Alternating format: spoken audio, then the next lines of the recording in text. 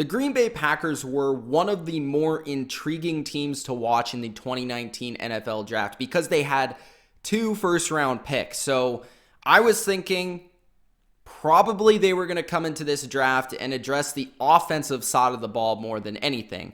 We knew that Aaron Rodgers needed probably a receiver or two to help him out in the passing game. We also knew that with the new head coach, Matt LaFleur, who is an offensive coach, they would probably address the offense first. But instead, the Green Bay Packers actually went with a different strategy. Instead of addressing more of their offensive needs, which they did address a couple, they were able to go on the defensive side of the ball and address some of the depth concerns that they had and also some of the positions of strength that were already on the defensive side. And I think the Packers are trying to get back to being a team that has a well-rounded, versatile defense, a defense that can hold its own, a defense that can, if Aaron Rodgers is not scoring 30 points a game, can win you football games. And I think the Green Bay Packers are getting to a point where their defense, player for player, is becoming more talented than their offense, which we haven't been able to say since probably about 2009-ish for the Green Bay Packers. The last time the Packers really had a good defense was when Aaron Rodgers won the Super Bowl. So if they're going to get back to the Super Bowl and win a Super Bowl again with Aaron Rodgers, I think it was wise for them to spend 2 first-round picks on the defensive side of the ball, and that's where I want to start here. Gronk, spike the like button, subscribe to the channel if you haven't already. It's Mitch of TheBottomLineView. Let's dive into and let's grade the Green Bay Packers 2019 NFL Draft. So defensively, they started with 2 first-round picks, which I was interested in where they were going to go. Like I said, I thought it would be offense. They went defense. Instead, with their first pick, 12th overall, they went with Rashawn Gary, a player that I didn't really think they were going to go after, but according to all reports, the Green Bay Packers were very interested in Rashawn Gary, and they ended up getting their guy. Gary is a player that I think only helps strengthen their front 7, which is already very strong in my opinion. You have 2 elite interior players in Kenny Clark and Mike Daniels. You have 2 pretty solid edge players in Zadarius Smith and Preston Smith, and you add in Rashawn Gary. Not only is he a player that can play edge, but he's also a player that can play in the interior. So you have basically a young player that can play both positions, and you can, with his versatility, you can move him everywhere, and he can replace and rotate with all of these 4 players that are starting for you on your defense. So Rashawn Gary will have a major role in year 1. Not only because he's a first-round pick, but because he has this versatility to play pretty much everywhere on the defensive line or in the front 7. So Rashawn Gary has that Michael Bennett, sort of Trey Flowers ability to play inside on 3rd down to rush the passer, but he can also on 1st and 2nd down play edge or play outside linebacker in a Zadarius Smith or Preston Smith role and stop the run very effectively. He's also very athletic, but he's pretty big for a guy that's as athletic as he is. So he is a game wrecker. He is a game plan destroyer, and he's a player that I really liked at 12th overall. I just didn't think that the Packers would go in this direction, but I'm sort of happy they did because I think it's always a good thing when a team tries to add to the strength that they already have, and that's what exactly the Packers did with their 2 first-round picks. They went with their strength on their team is arguably their defensive line / front 7. They add a player to that unit once again, and they now have 5 players that are going to be all dangerous when they come after the quarterback and 5 different guys that they can rotate in, along with some of the other guys that they have with their depth on their defensive line and their linebackers. But the main 5 guys, the 2 Smiths, Clark, Daniels, and Gary now for the Packers. Looking at their first-round pick, they have Darnell Savage, who I really liked coming into the draft. I wasn't sure he was going to go as high as he did, but the Packers, I think, made a wise decision here. He is a player that can play either safety spot, whether it's free safety or strong safety, and you add him to the addition from free agency, Adrian Amos, who can also do both. He can play strong safety or free safety. Savage has more speed, I would say, than Amos even, and I think he can play more of the free safety spot because he is really good in terms of just reading the ball in the air, going for an interception. He has the versatility to play a little bit of slot corner. To me, his best comparison that I really could go with was a Devin McCourty. I think he can just do a lot of different things. He's never going to give up a big play because of his speed and because of his pursuit in the open field to get the tackle. But Savage was a great pick from Maryland that I think will be a day one starter for them, along with Rashawn Gary, who's going to have a big impact on the defensive line. So they have those two players.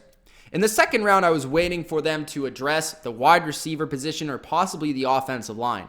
So they decide to go with the offensive line with Jenkins at center. Now, Jenkins can possibly play center or guard. The guess is that he's probably going to end up playing center. They did bring in Billy Turner from the Denver Broncos in free agency. They do have Corey Linsley, and they have Lane Taylor as well, who played a little bit last year. So they have some decent players in the interior, but their main strength on the offensive line is really David Bakhtiari and somewhat Brian Bulaga, who is getting up there in age. So I thought they might go with a tackle to help replace Brian Bulaga. But of course, the Packers are in a weird spot because they're trying to take the best players available, obviously, that they think will help their team.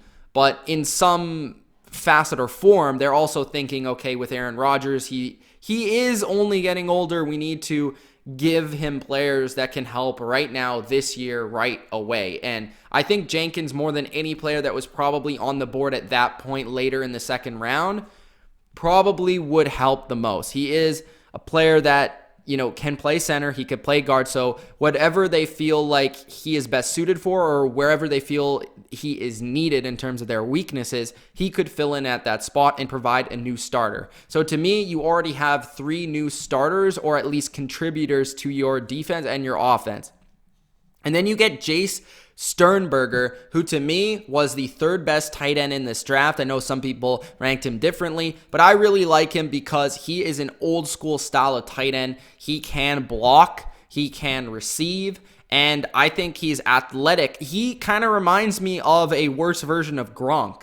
I mean, he's kind of a stiff runner, but he is a vertical threat, very much like Gronk was coming out of college, and he's a great blocker. I think he is opposite of Jimmy Graham in that way, where he can contribute in both facets of the game. And I wouldn't be surprised if he actually becomes the more important tight end and the more played tight end later on as the season goes on. Jimmy Graham's getting up there in age. Of course, you have Mercedes Lewis, who is a veteran in the NFL, who can help him in the running facet and kind of the blocking facet and helping him evolve as a tight end. I think having Jimmy Graham, having Mercedes Lewis, and also having Sternberger just allows more versatility, flexibility to your offense, and that's, of course, what LaFleur wants from his offense. He wants to be able to run a variety of different schemes, a variety of different formations, and that's what these 3 tight ends allow you to do. And Sternberger, with his ability to do both as a receiver and a blocker, only adds that versatility to your scheme. So I think with the Packers probably trying to run the ball a little bit more, trying to get to a little bit more play action, adding a tight end was a great idea here, maybe even more so than adding a receiver. Now, the one flaw I do have with their draft is not drafting a receiver. I think they definitely should have. I'm just not sold on St. Brown. I'm not sold on Valdez Scantling. I'm not sold on any of these guys. Geronimo Allison, I feel like we've seen enough of him to know what he is. The only real guy that Aaron Rodgers has to rely on in the passing game is Devontae Adams, and that could ultimately spell disaster for the Packers in 2019. So hopefully they're able to add as the years go on, or potentially add another veteran target in free agency before the season starts. But I do think that is a major flaw in this draft, is not adding a receiver. That's just my personal opinion. I do really like their top 4 or 5 picks, but I think overall they probably could have added a receiver more so than a couple of other positions here. Like in the 6th round, they could have, instead of corner, which is a position of strength, I felt like they possibly could have went with a receiver. I understand you're just picking the best players off your board. Dexter Williams as well as a running back. Now, he has a chance to compete as your 3rd-string running back, but would you rather have a guy that can compete as the 3rd-string running back or as a 2nd-string receiver? So, I don't know. It's just me. I think the one guy that I'm very interested in seeing is how Ty Summers from TCU develops, because he is a guy that tested very well. He has very good measurables. I want to see if he can get some playing time on their regular defense, not just maybe as a special teams guy, but as a actual part of their defense.